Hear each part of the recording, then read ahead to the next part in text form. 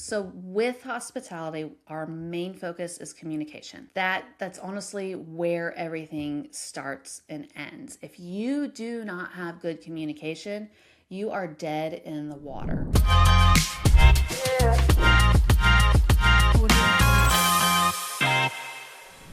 Hey everybody, welcome back to another episode of the STR Investing Podcast. I am your co-host, Mark Lumpkin, and today we have a very special guest.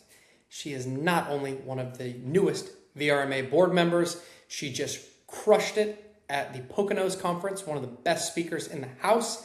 She has launched a new book. She's running the charge. She's leading the army for the short-term rental industry, getting advocacy done for us, running one of the best property management companies. She owns her own home. Without further ado, my good friend Tyann. Tyann, say what's up. Thank you, Mark. I really appreciate you asking me to come on, especially after you told me that my episode last year was your most downloaded episode, all about my crack house. That blew me away, that was your most downloaded one. I forgot to include that in my intro. I ruined the intro. We got to go record it again. But yes, you have our most downloaded episode, and we've had some heavy hitters. We've had people with huge followings and crazy stories, and you still hold the record as our number one episode for the last 2 years. We've done over 100 episodes. So thank you for coming back on and joining us. I would love to talk about, as it's fresh on our mind, we were just hanging out a couple of days ago, talk about the Poconos conference that we just came from. And I'd love for you to recap your speech and your presentation to everyone, because I think it's a perfect transition to kick off this podcast episode, and it's going to pair nicely to what we're going to talk about for the rest of the episode. Yeah, so in Poconos, I did a session that I call Rinse and Repeat. Calgon, take me away. And what I started, of course, was figuring out who was in my audience, what generation would even understand the jokes I was about to land on them, including would they even know what Calgon take me away means.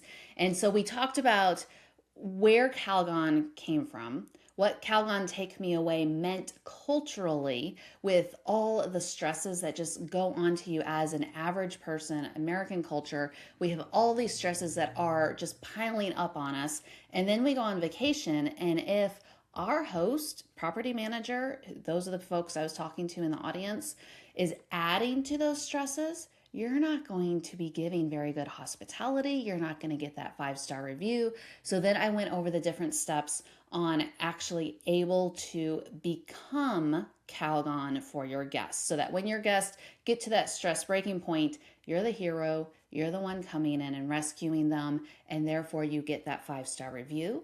And then my points were talking about the specific ways you can do this without losing your shirt or your...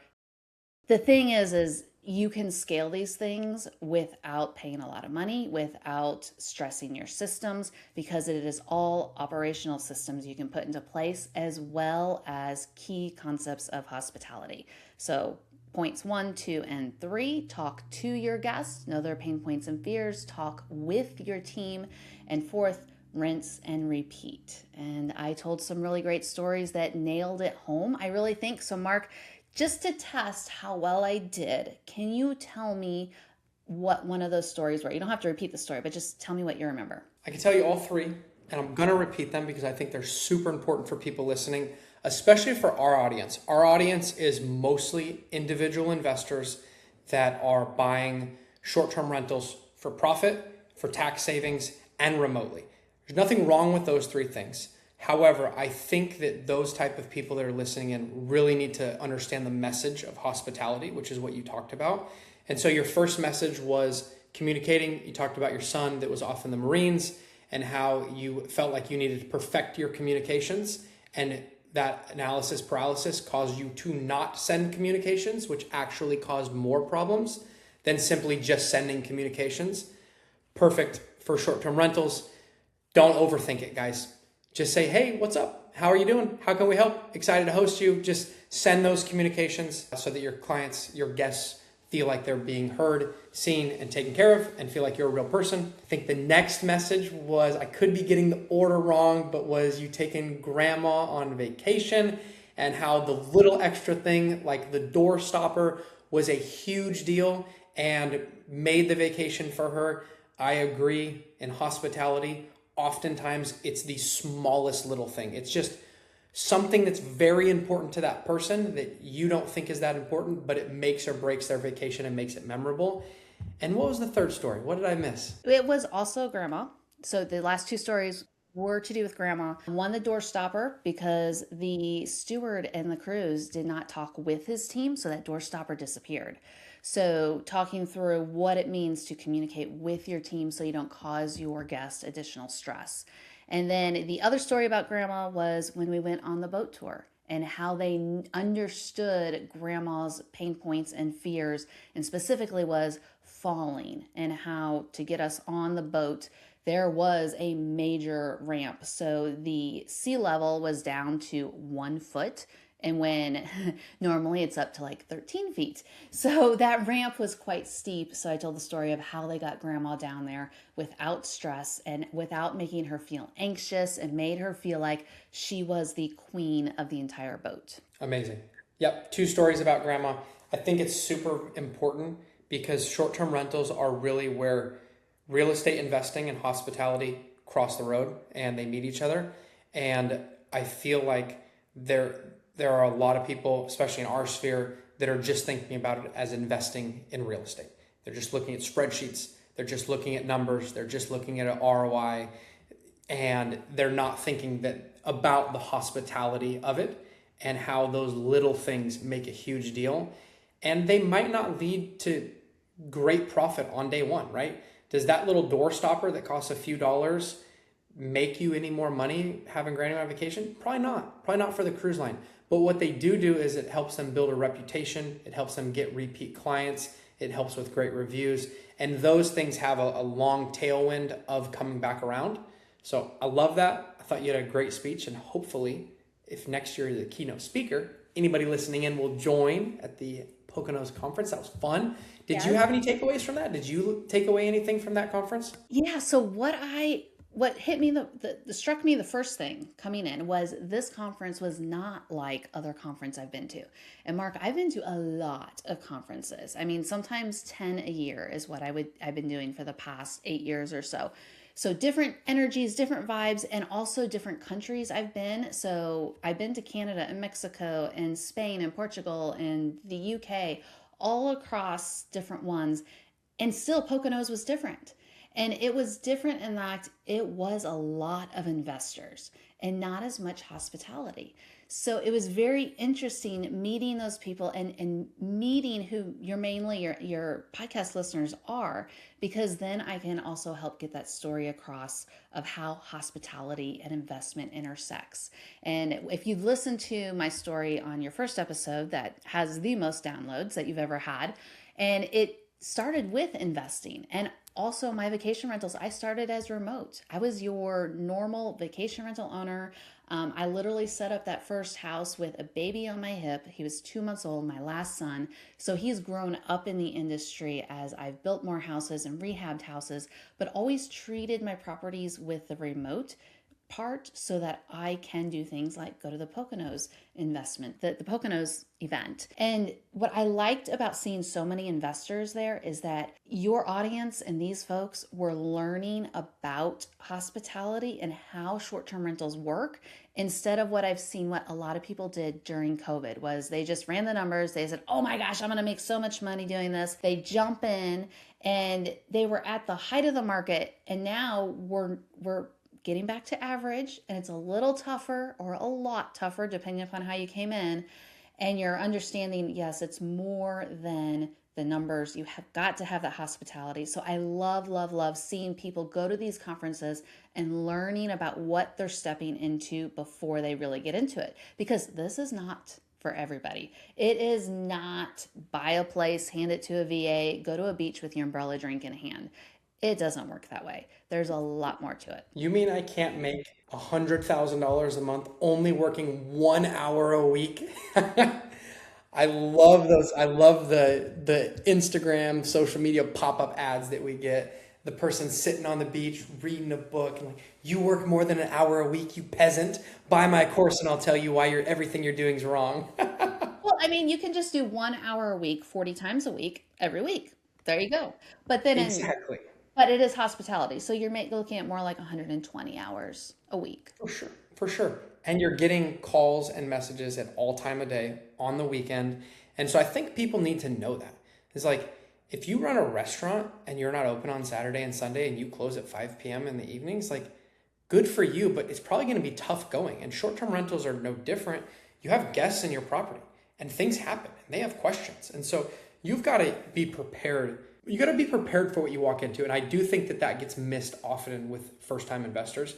So I love your message at the event. I love everything you've been up to. Let's talk about this book drop. So what is the most recent thing that you have just released? So just a couple days ago, I co-authored a book called Hospitable Host, the STR Sisterhood Edition. So it is 34 women who each wrote a chapter about their journey in short-term rentals. Now, my story specifically goes all the way back to that crack house, that little yellow house, and how I parlayed that into a $1.5 million 10-bedroom house that I still have, still making me some great cash flow along with the hospitality that we serve. And the story goes deeper into the fire that I walked through in a time of my life that shaped me of who I am. And that includes also shaping where I want to be and how I want to impact not just my guests, but also the industry and the world. Perfect. I love it. I'm excited to read the book. How long have you guys been working on that? How long did it take? Because I've been writing a book for 2 years and I haven't launched it yet.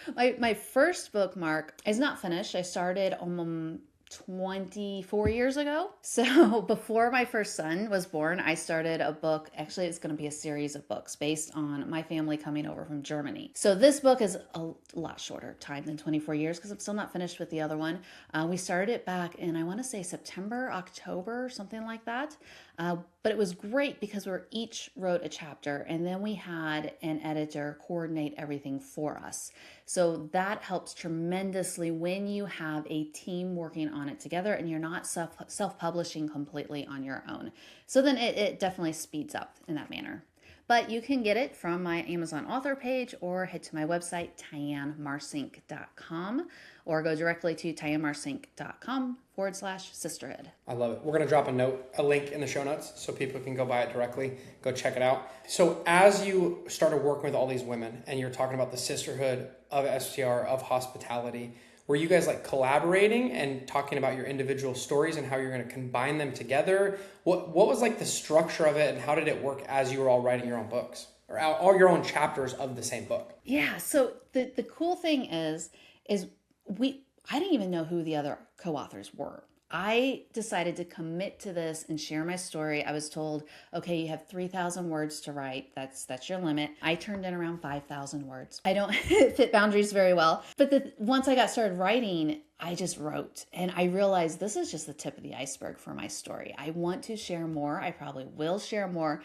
But as we all put our stories in, and as we've shared a little bit during this lead up time to the launch, we didn't coordinate our actual stories, but I'm learning that they probably flow really nicely into each other. And this was the same thing that happened last fall for the Women's Vacation Rental European Conference. So there was a conference specifically for the women in Europe. I was one of the speakers. I think there was about 12 of us. We didn't share what each of us were doing for our sessions, but that day when we got up there, as each woman stood up and shared her story, they literally flowed and builded on top of each other one by one, from the foundation on up. And it's just this tremendous energy that flows through women and their stories that it is impactful and it is life-changing. So cool. I love that. So you've got so much stuff happen since the last time we had you on the podcast, and Taylor interviewed you last time, but you're running a super successful property management business. You have your own portfolio.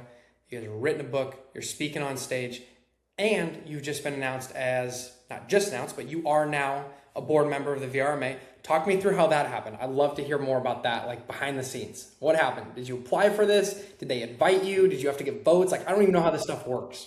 All of the above. So, Okay. VRMA, the Vacation Rental Managers Association, is the national organization of managers and hosts within the short term rental, vacation rental industry. And they have leadership on the board level that helps to direct the strategy and the path forward and be leaders within the industry. And so every year they bring on new board members as the terms expire. And I've always thought about putting my name forward, but I simply only have bandwidth for so much. I do have to sleep and eat sometimes. So I had not put my name forward. And this past summer, they reached out to me, one of the board members, as well as the executive director, and said, Tyann, we think you would be an excellent addition to the board this coming year. We've been watching you. We like your leadership. You have a voice and representation of a segment of the industry that is not represented on the board. Will you please put your name forward? And so I filled the application out. I had to go through the whole process, and I was recommended by the Leadership Development Committee, and then the organization, all the members, they vote as well. So then I was voted on too. So yeah, I joined in, my first meeting was October as a board member, but I was able to start giving input into the board back in August. So being able to have my voice heard there, and I'm really excited about where VRMA is going now, seeing behind the scenes.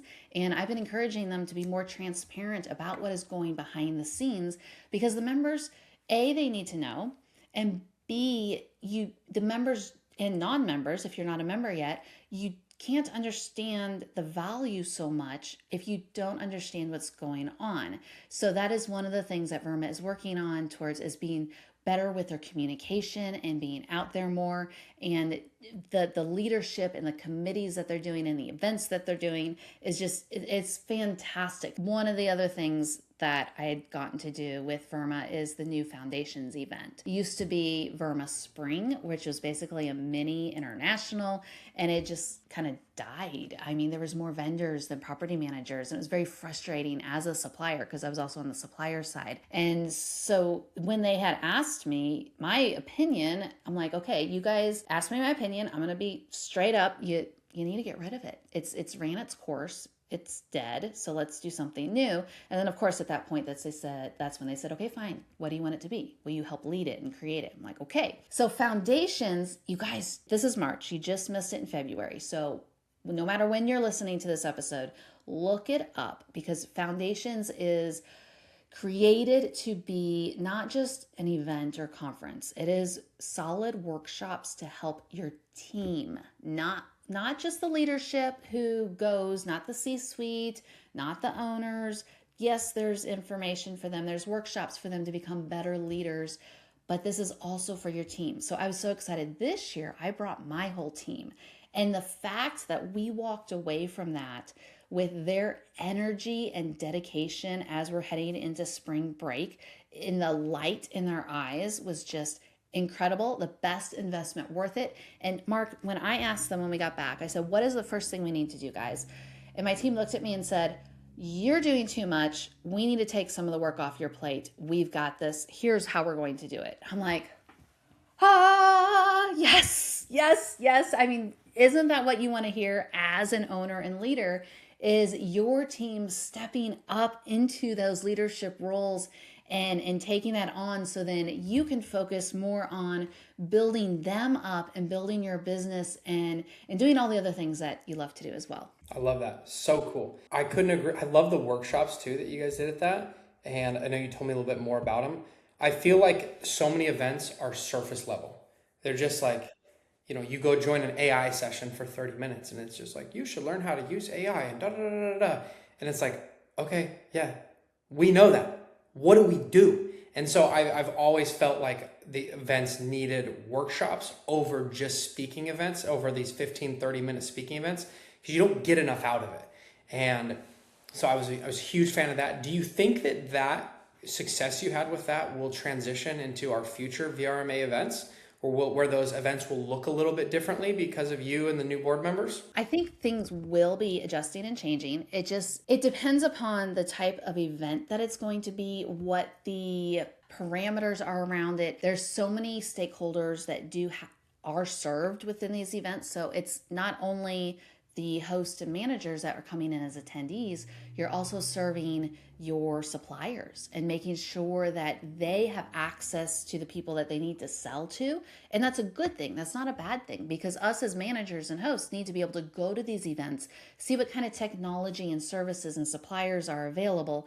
And then you've also have to serve the industry as a whole, in that you need to transmit that information of what's going on across the country and across the globe as well, because all of the countries, all of the states, all the towns, they look to each other of what others are doing, and they say, oh, well, is it working for them? Well, let's do that. Oh, they're doing a new tax. Is it working? Maybe we should do a new tax, and just keeping an eye on everything. So I would love to see the bigger event dive into the workshops more than they have in the past. And that's very possible. It could happen.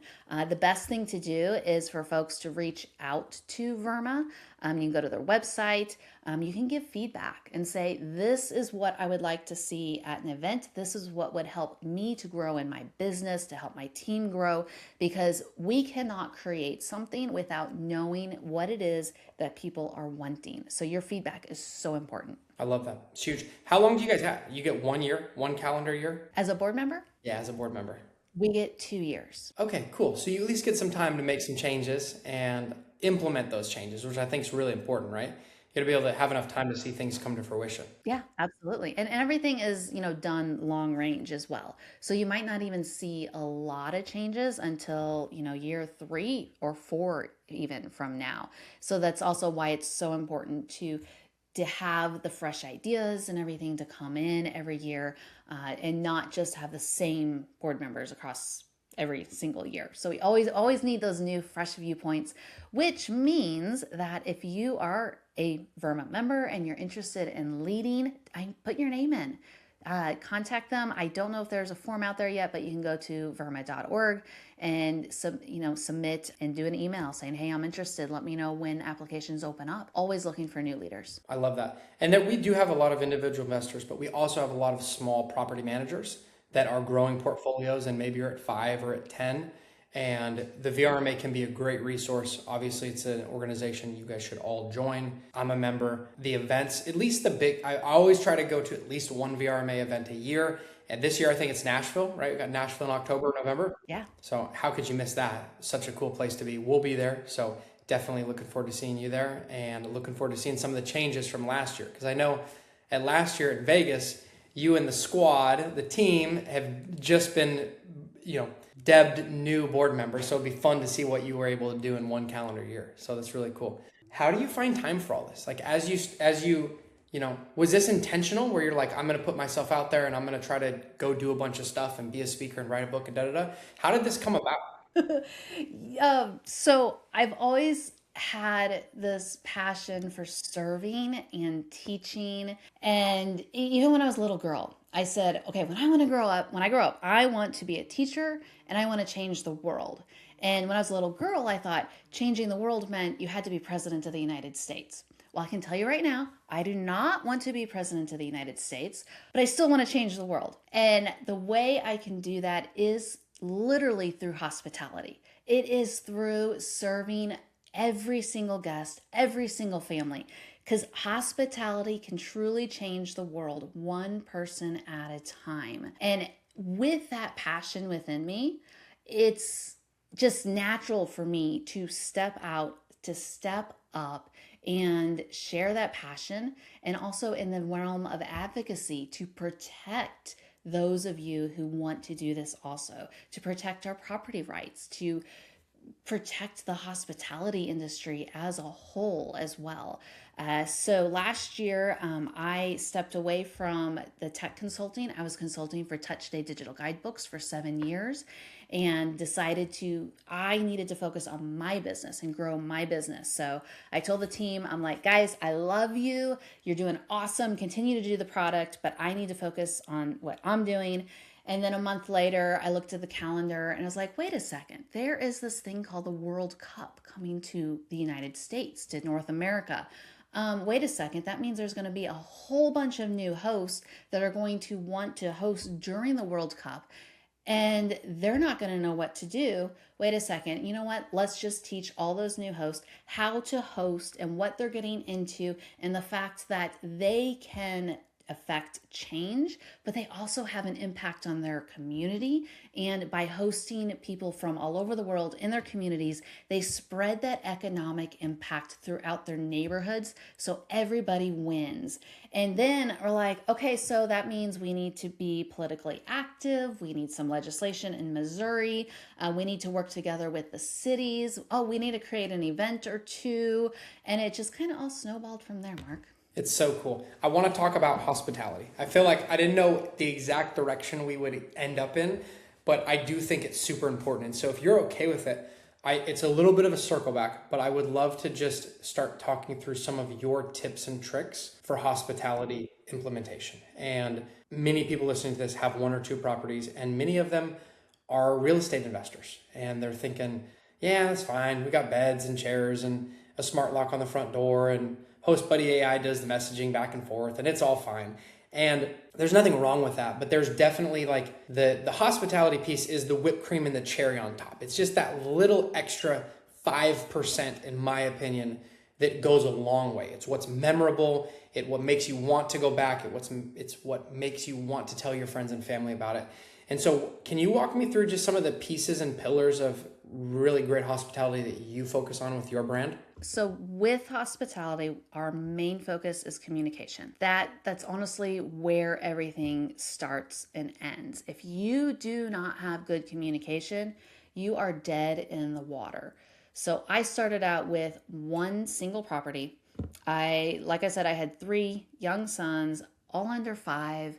And this was also the time that you literally had to mail your photos to HomeAway and Vrbo to be listed on their website if you didn't have a way to upload them. You could still mail your photos. It just blows your mind, right? So pre-Airbnb.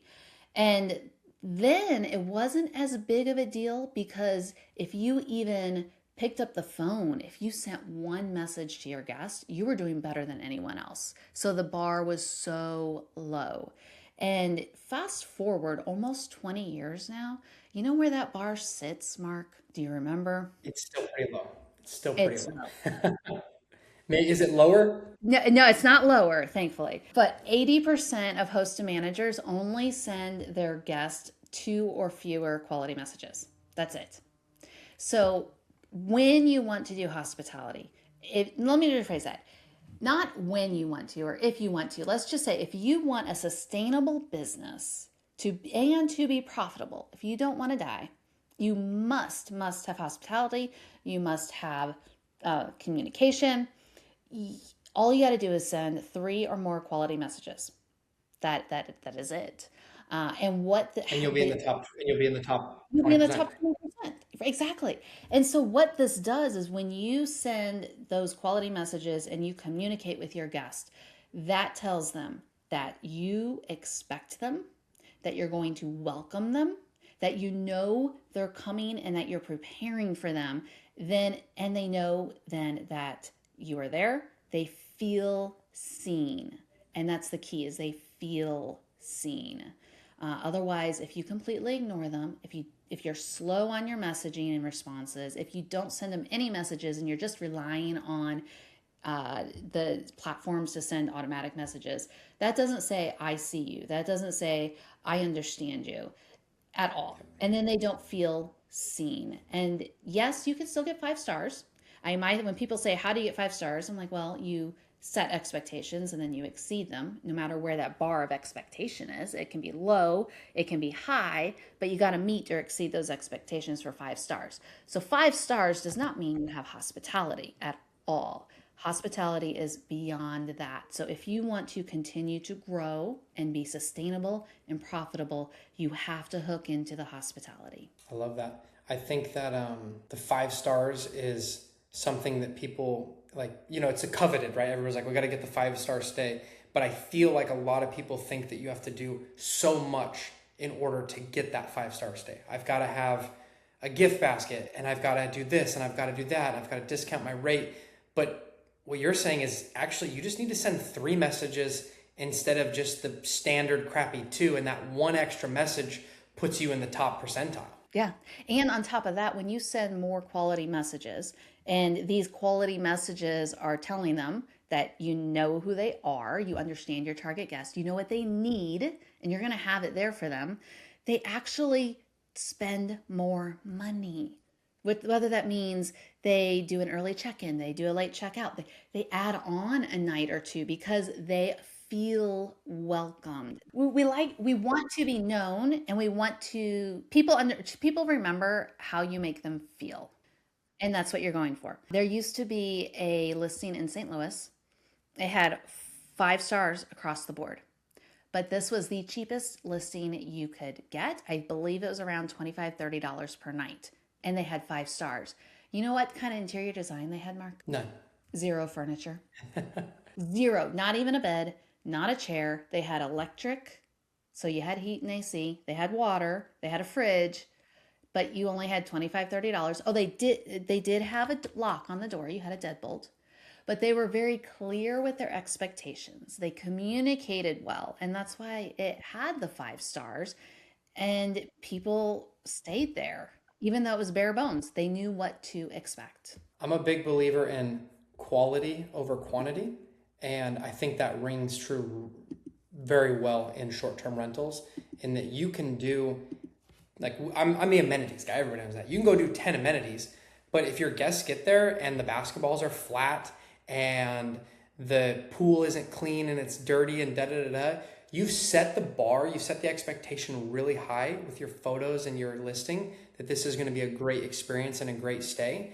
And if you don't perform on that, it'll be detrimental. You'll get bad reviews, you'll get refund requests.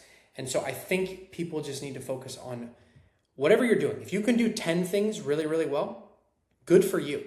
But if you can only do 5 things well and getting to 8 things means that everything breaks, then don't do it. Just do things well. So I love it. I think hospitality is so important. I would guess that if people read your book, they would learn even more about hospitality, wouldn't they? I would think so. Yeah, absolutely. And I'm right there with you. I love offering the amenities. I love offering all the extras.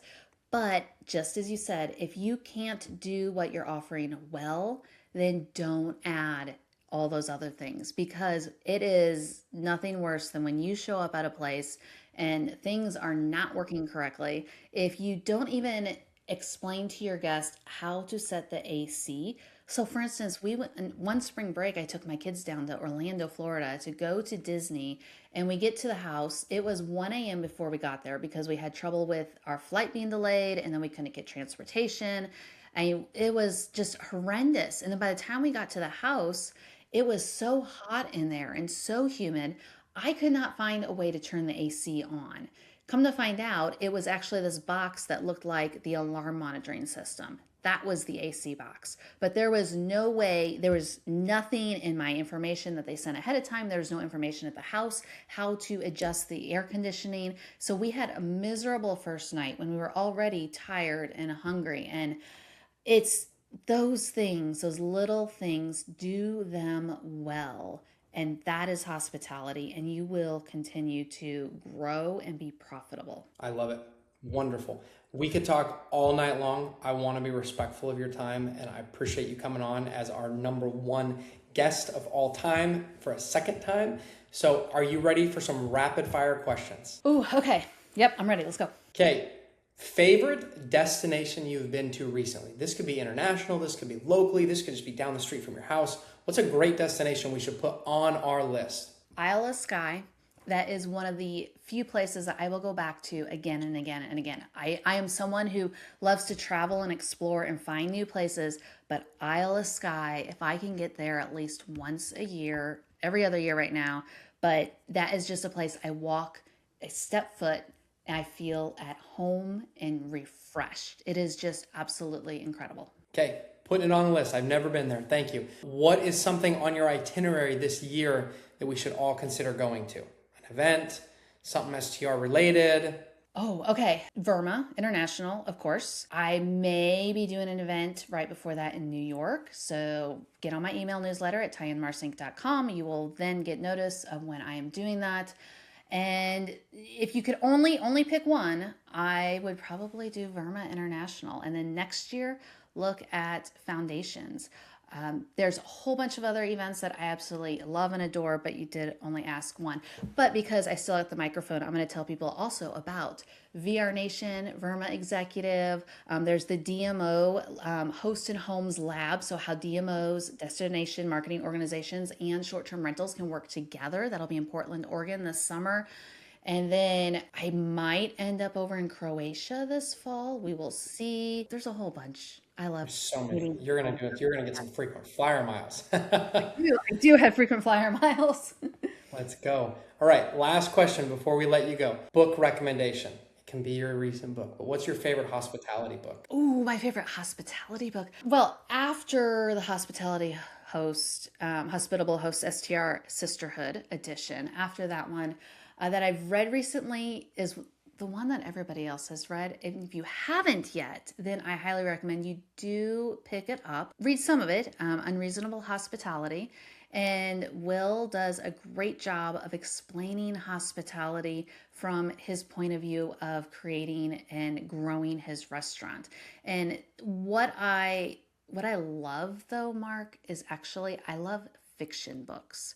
So books that aren't necessarily about business or hospitality, but they're stories of whether they're made up stories or based on a true story, and the way you can take those stories and relate them to what you're doing, and you can learn from those as well. That's what I love to do. So I literally, behind me, you have, part of my shelf up here. You don't see the bottom half that is stacked full. I think I read probably close to 50, 75 books a year, something like that. I love to read. Yeah, you can find hospitality in just about any story whatsoever. It's the oldest profession in the world. Love it. Tyann, thank you for joining us for a second time. Hopefully this one does as well as the Crack House episode. We always appreciate you having you on. I will drop your social media links in the show notes. I will also drop your new book release in the show notes so people can buy that if they want to. And then I'm assuming if people want to connect with you, they should reach out to you. And then should they also join your newsletter? Yes, absolutely. So TyannMarcink.com, right there on my website, at Tyann Marcink on any of my socials. On Instagram, you'll see a link in bio. That's got my email newsletter sign up there as well. I'm signing up right now. Drop that in there. Tyann, thank you for joining us. We will catch you hopefully for another episode next year because we might just have to have you back every year. Thanks, Mark. Guys, thanks for joining the STR Investing Podcast. You are the best part of this community. Like, share, subscribe, shoot us a note if you have anybody in mind that you want us to chat with. And we will catch you next Monday for a Monday morning market report and next Friday for another guest speaker.